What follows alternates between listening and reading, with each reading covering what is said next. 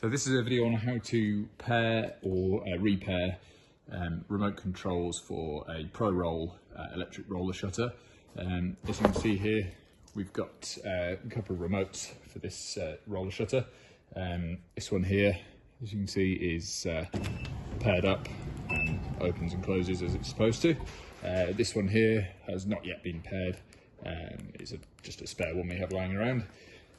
So to pair the new remote so that it works, or to repair an existing remote that's stopped working, firstly what you're going to want to do is press and hold the third button down here, the stop button, for a few seconds until the beeping stops.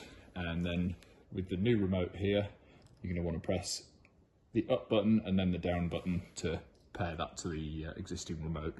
So holding the stop button there for a few seconds until the beeping stops.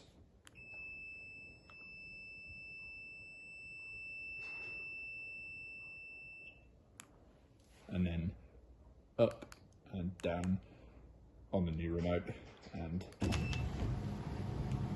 you can see there, it's now fully functional with open and close, stop, and the control for the light there.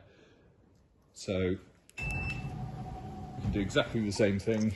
Now we've got another remote that works. We can do the exact same thing with the iRoller app, which you can use on your Android or Apple smartphone. So exactly the same process. On here you're going to want to press and hold the existing remote again until the beeping stops.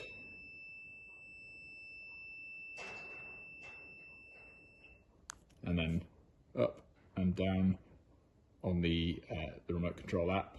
And then as you can see here, once I press the open button, that's now controlling the roller shutter. And we can stop and close and use the same light function as is on the remote. And that's it.